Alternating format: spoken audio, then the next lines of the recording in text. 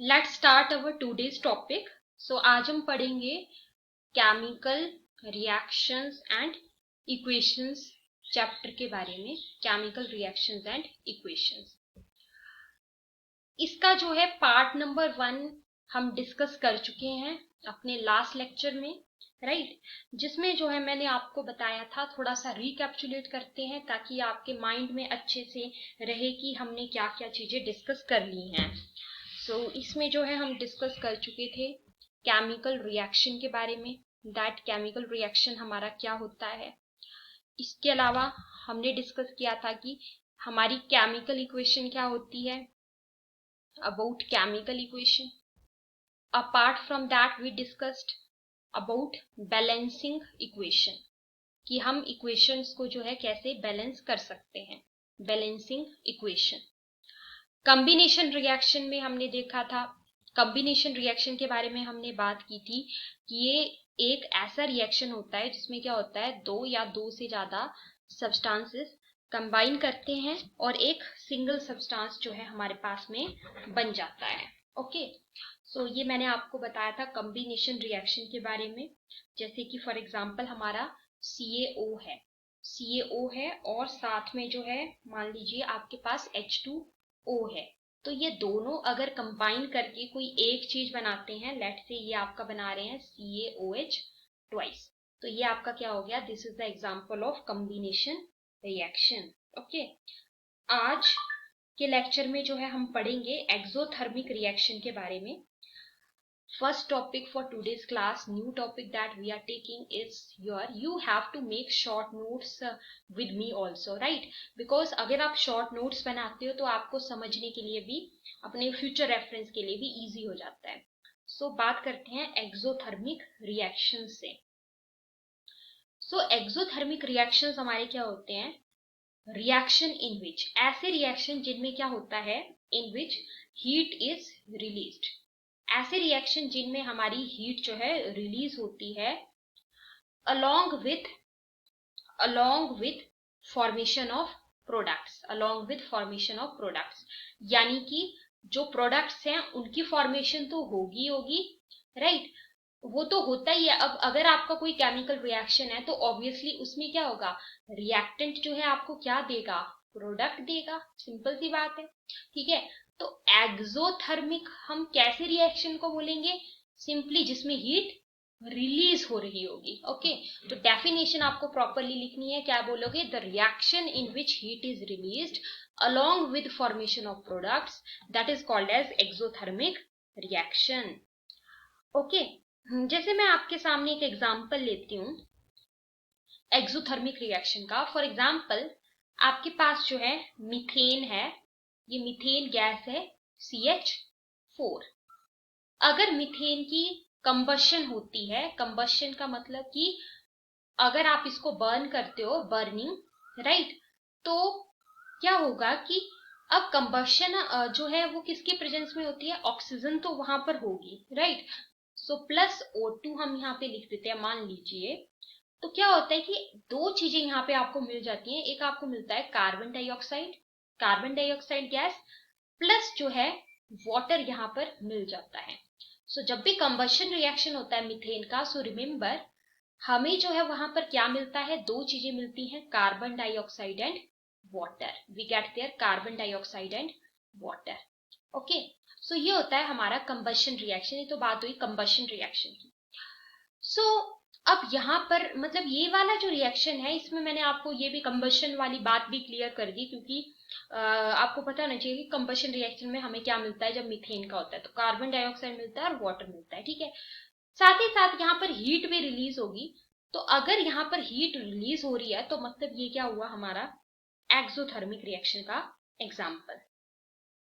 इसके अलावा अगर हम और एग्जाम्पल्स जो है यहाँ पर लेते हैं, जैसे कि फॉर एग्जाम्पल अगर हम रेस्पिरेशन के प्रोसेस की बात करें, रेस्पिरेशन जो है वो भी आपका क्या है, वो भी एक एक्सोथर्मिक रिएक्शन है। ये भी एक एक्सोथर्मिक रिएक्शन का एग्जाम्पल है। ओके, और अगर हम देखें जो भी वेजिटेबल मैटर है, जब उसकी डिकम्पोजिशन होगी, जो भी वेजिटेबल मैटर है जब उसकी डीकम्पोजिशन होगी, decomposition of vegetable matter, that is again an example of what? It is again an example of your exothermic reaction. Now I hope आपको exothermic reaction अच्छे से क्लियर हो गया होगा. अब देखो यहां पर आपने देखा कि डीकम्पोजिशन वर्ड आ रहा है, तो डीकम्पोजिशन वर्ड आ रहा है तो चलो हम डीकम्पोजिशन रिएक्शंस को भी अलग से डिस्कस कर लेते हैं. डीकम्पोजिशन रिएक्शंस हमारे क्या होते हैं? सो ये क्या होते हैं? द रिएक्शन इन विच, ऐसे रिएक्शन जिसमें क्या होता है? इन विच ए सिंगल सब्सटेंस, जिसमें एक जो सिंगल सब्सटेंस है वो आपका क्या करेगा? वो डिकम्पोज हो जाएगा, मतलब कि वो टूट जाएगा. decomposes to give two or more substances. Okay, so ऐसा रिएक्शन जिसमें क्या हुआ?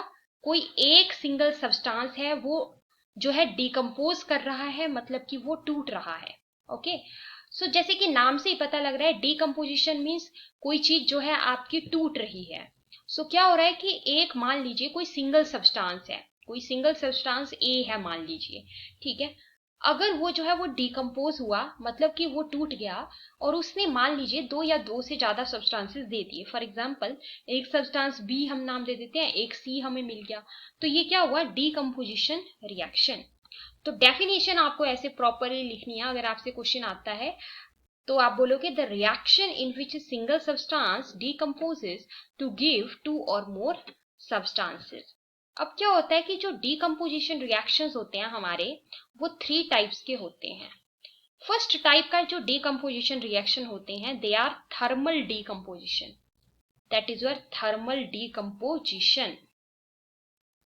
थर्मल डीकम्पोजिशन का मतलब क्या होता है? व्हेन ए डीकम्पोजिशन रिएक्शन, अगर जो डीकम्पोजिशन रिएक्शन है वो अगर हो रहा है is carried out by heating. मतलब डीकम्पोजिशन तो हुई, हम समझ गए, राइट? मतलब जो सब्सटेंसेस हैं वो आपके जो है वो डिकम्पोज किए, वो टूटे. दो मतलब एक पर्टिकुलर सब्सटेंस, एक सब्सटेंस जो है आपका डिकम्पोज किया, मतलब कि वो टूटा दो या दो से ज्यादा सब्सटेंसेस में. ये बात तो हम समझ गए कि हाँ जी डीकम्पोजिशन जो है वो हो रही है. लेकिन थर्मल डीकम्पोजिशन अगर हम देखें तो ये आप जो है ऐसे वर्ड से ही समझ सकते हो कि अगर थर्मल डीकम्पोजिशन हुआ तो मतलब कि थर्मल मींस हीट. सो मतलब डीकम्पोजिशन अगर हीट के द्वारा हो रही है तो उसको बोलते हैं थर्मल डीकम्पोजिशन रिएक्शन. नाउ इसमें हम एक एग्जांपल लेते हैं थर्मल डीकम्पोजिशन रिएक्शन को समझने के लिए. जैसे कि लेट से you have a particular reaction like that FeSO4. आपके पास इस तरीके से है FeSO4, that is your ferrous sulfate. अब आप इसको हीट अगर करते हो और अगर ये टूट जाता है तो आप बोलोगे कि वो थर्मल डीकम्पोजिशन है, क्योंकि हीट करने के ऊपर ये डिकम्पोज हुआ है. सो यहां पर आपको क्या मिलता है? यहां पे आपको मिल जाता है Fe2O3 plus SO2 plus SO3. ये आपको यहाँ पे मिल जाता है. तो आपके पास Fe2O3 जो है वो क्या हुआ? That is ferric oxide. और यहाँ पर आपको दो गैसेस मिल रही हैं. कौन कौन सी? सल्फर डाइऑक्साइड, O2 है तो मतलब कि डाई. सो सल्फर डाइऑक्साइड और सल्फर ट्राइऑक्साइड. 3 है तो मतलब कि ये क्या है? ट्राइऑक्साइड है. ओके, तो ये आपको इसकी डीकम्पोजिशन के ऊपर मिलता है, ये आपको ध्यान रखना है. अब यहाँ पे ना एक क्वेश्चन जो है आपका इंपॉर्टेंट क्वेश्चन है, जो कि आपको आगे हायर क्लासेस में भी काम आएगा. ये जो हम देखते हैं फेरस सल्फेट, इसका जो कलर है वो होता है ग्रीन कलर. लेकिन जब इसकी थर्मल डीकम्पोजिशन हुई, मतलब कि हीट करने के ऊपर जब ये डिकम्पोज हुआ, तो ये आपका बदल गया Fe2O3 में, दैट इज फेरिक ऑक्साइड में. ओके, सो ये जो फेरिक ऑक्साइड है इसका कलर जो है अब होता है रेडिश ब्राउन. इसका कलर कैसा है, रेडिश ब्राउन कलर।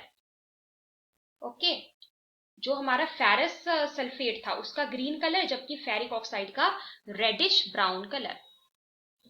अब नेक्स्ट और हम एग्जांपल्स लेते हैं इसके, जो थर्मल डिकम्पोजिशन रिएक्शन है उसमें अदर एग्जांपल्स आ सकते हैं, जैसे कि CaCO3 है आपका, राइट, CaCO3 है मान लीजिए, दैट इज कैल्शियम कार्बोनेट।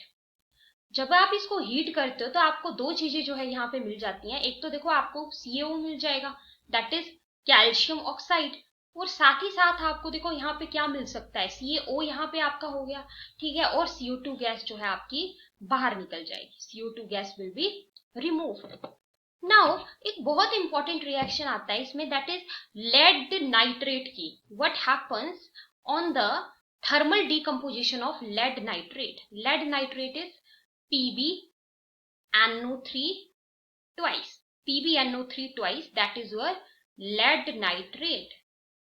जब इसकी थर्मल डिकम्पोजिशन होती है तो आपको क्या मिलता है, यहाँ पे आपको मिल जाता है PbO plus NO2 plus O2। तो मतलब लेड नाइट्रेट की थर्मल डिकम्पोजिशन होने के ऊपर जो है आपको यहाँ पे क्या मिला, you get there lead oxide. Lead oxide आपको यहाँ पे मिल गया। ओके, सो अब यहाँ पर कलर चेंज आपको अगेन ध्यान रखना है। यहाँ पर कलर चेंज जो है वो आप किस तरीके से बता सकते हो। लेड नाइट्रेट की अगर हम बात करें, that is white in colour, white colour, right. तो कलर चेंज यहाँ पर जो है वो क्या आया, ये व्हाइट से ब्राउन में बदल गया, व्हाइट से ब्राउन में बदल गया, यानी कि आपका लेड नाइट्रेट व्हाइट कलर का था, अब जो लेड ऑक्साइड है वो आपको ब्राउन कलर का मिल गया। वैसे यहाँ पर आपने देखो क्या देखा, on thermal decomposition of ferrous sulfate which is green in color, ferrous sulfate which is green in color, right, it get converted into the ferric oxide, and ferric oxide which is reddish brown in color. So what color change we observed here? We observed color change, that is from green color to the reddish brown color, from green color to the reddish brown color. I hope this is clear to you properly. Now next देखो, इसको भी आप जो है अभी class के time में याद रख सकते हो। आपका लेड नाइट्रेट है जिसका व्हाइट कलर है, ओके, ये किस में बदल गया, ये आपका बदल गया ब्राउन कलर में, that is PbO, right, that is your lead oxide, lead oxide. और आपको यहाँ पर साथ में क्या मिला है, नाइट्रोजन डाइऑक्साइड गैस यहाँ पे आपको मिलेगी और ऑक्सीजन गैस आपको यहाँ पर मिल जाएगी। सो नेक्स्ट बात करते हैं, moving to the next one, that is your photolytic decomposition। Thermal decomposition के बाद हम पढ़ेंगे फोटोलिटिक डिकम्पोजिशन के बारे में। फोटोलिटिक डिकम्पोजिशन, ओके, सो क्या होता है कि अगर नाम से ही पता लग रहा है, इसका मतलब समझो, फोटो मीन्स लाइट, सो अगर लाइट की प्रेजेंस में आपकी थर्मल डिकम्पोजिशन रिएक्शन हो रहा होगा तो उसको हम बोलते हैं फोटोलिटिक डिकम्पोजिशन रिएक्शन। सो इसमें हमारे पास एग्जांपल्स आ जाते हैं, जैसे कि मान लीजिए आपके पास है AgCl, okay, that is your silver chloride. अब डिकम्पोज तो ये होगा, डिकम्पोज होगा मतलब कि ये टूटेगा, it will break down, but अगर ये ही चीज, मतलब अगर डिकम्पोजिशन आपकी सनलाइट की प्रेजेंस में हो रही होगी, फोटो मीन्स लाइट, राइट, तो उसको हम बोलेंगे थर्मल, उसको हम क्या बोलेंगे, फोटोलिटिक डिकम्पोजिशन। थर्मल डिकम्पोजिशन क्या था हमारा, अगर हीट के द्वारा डिकम्पोजिशन जो है वो हो रही होगी, अगर हीट के द्वारा होती है तो बोल देते हैं थर्मल, और फोटोलिटिक डिकम्पोजिशन अगर लाइट के द्वारा हो रही है, सनलाइट के द्वारा हो रही है, राइट। तो यहां पर आपको क्या मिलेगा, यहाँ पे आपको मिल जाएगा Ag plus Cl2, chlorine gas यहाँ पे साथ में निकल जाएगी। इक्वेशन को बैलेंस कर सकते हैं, यहाँ पर 2 से मल्टीप्लाई कर देंगे, यहाँ पे 2 से मल्टीप्लाई कर देंगे। So I hope this is clear to you. So यहाँ पर भी आप इक्वेशन को जो है वो बैलेंस कर सकते हो, जैसे ये FeSO4 वाली जो इक्वेशन थी, इसमें देखो यहाँ पर Fe2 है, राइट, तो यहाँ पे आप 2 से मल्टीप्लाई कर सकते हो। सो आज के लेक्चर में आई होप जो भी हमने पढ़ा वो आपको अच्छे से क्लियर हुआ होगा।